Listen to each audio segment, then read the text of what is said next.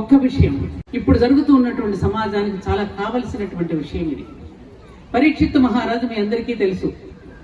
పాండవులు మహాప్రస్థానం అయిన తర్వాత పరీక్షిత్ మహారాజు పరిపాలించడం, ఆ తర్వాత కలిపురుషుడు రావడం, ఆ పరీక్షిత్ మహారాజుకు బాగా దాహం వేయడం, అక్కడ ముని తపస్సు చేస్తూ ఉంటే శమీక మహర్షి తపస్సు చేసుకుంటూ ఉంటే దాహం అని ఆయన అడగడం, ఆయన దాహానికి నీరు వల్ల ఎందుకంటే తపస్సు చేసుకుంటుంటే ఆ కోపంతో చచ్చిపోయినటువంటి పామును ఆయన మెడలో వేయడం, ఆ తర్వాత తన కుమారుడు వచ్చి తండ్రి మెడలో ఉన్న పామును చూసి 7 రోజుల్లో ఎవరైతే నా తండ్రి మెడలో పామును వేశారో 7 రోజుల్లో తక్షకుడితో మరణం పొందుగాక అని చెప్పి చెప్పించడం, ఈ కథంతా మీకు తెలుసు. అలా తండ్రి దగ్గరికి వచ్చి చూసి తండ్రి కళ్ళు తెరిచిన తర్వాత శమీక మహర్షి ఎవరు చెప్తాడు, పలానావాడు ఎవరో ఒక రాజుగారు నీ మెడలో వేశారు నాన్న, నేను ఆయన చెప్పించాను, చాలా పొరపాటు చేశావు, ఒక గొప్ప మహానుభావుడు పరిపాలిస్తున్న రాజును నీ విధంగా చెప్పించడం చాలా తప్పు, దీనిని ఉపసంహరించుకోమంటే ఉపసంహరించుకోవడానికి అవకాశం లేదు నాన్నగారు, ఇది ఉపసంహరించుకోలేనటువంటి గొప్ప శాపం అది, ఆ శక్తి నా దగ్గర లేదు అంటే పలానా కశ్యపుడు అనేటటువంటి వాడి దగ్గర ఉంది ఉపసంహరించుకోవడానికి, ఆయనకెళ్ళి చెప్పిరమ్మంటే ఆయనకెళ్ళి విన్నవించుకుంటే ఆయన వస్తున్నాడు ఈ ఉపసంహరించుకోవడానికి, మళ్ళీ ఆయన బ్రతికించడానికి. పరీక్షిత్ మహారాజు కనుక చనిపోతే మళ్ళీ బతికించుకునేటట్టు మంత్రం ఆయన దగ్గర ఉంది.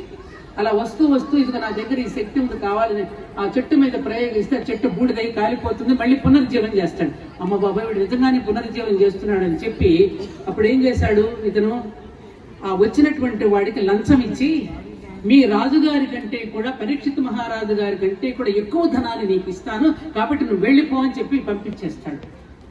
అంటే దీనివల్ల ఏమైంది, లంచం తీసుకోవడం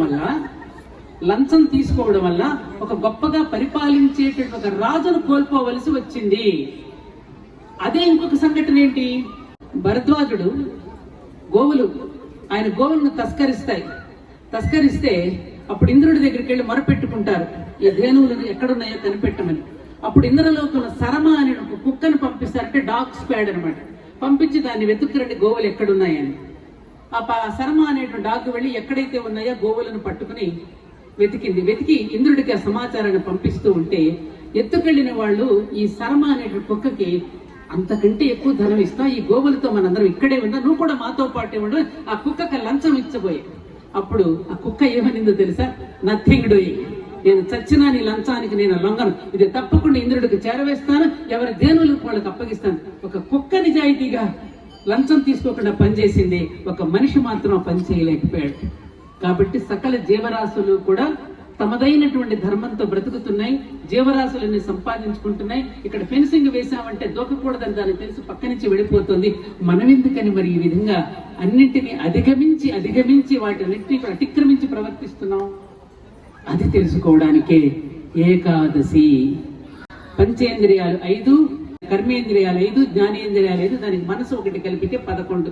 ఈ 11 ఇంద్రియాలని మనం నిగ్రహించుకోవడానికి ఓం నమస్తామ్రాయచ అరుణాయచ అని రుద్రాభిషేకం చేసుకునేటప్పుడు ఓ రుద్రుడా మమ్మల్ని పాపాలు చేయకుండా కాపాడు, ఆ ఇంద్రియాన్ని నిగ్రహించుకునేటట్టు మమ్మల్ని అందరినీ కూడా సంరక్షించు అని చెప్పి సూర్యోదయం నుండి సూర్యాస్తమయంకు నీ చేత ఎక్కువ పెట్టబడిన విల్లు ఒకటి ఉన్నది, అదే ఇంద్రియములు. కనుబొమ్మల నుండి వెనుకకు మళ్ళిన విల్లు అదే మనసు, ఇంద్రియాలు. అమ్మాయి వాళ్ళ బొబ్బట్లు బాగా చేసింది కానీ 3 బొబ్బట్లు ఎక్కువగా తింటే ఒక పోటు పొడుస్తుంది నా కడుపులో.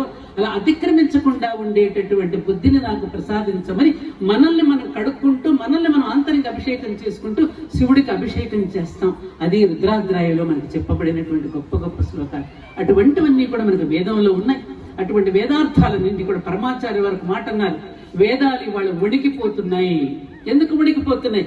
ఎవరికి పడితే వాళ్ళు ఎవరి అర్థాలు వాళ్ళు ఇచ్చేస్తున్నారు, ఎవరికి పడితే వాళ్ళు ఇంటర్ప్రిటేషన్ రకరకాలుగా చేసేయటం వల్ల వేదాలు వణికిపోతున్నాయి అన్నారు పరమాచార్య వారు.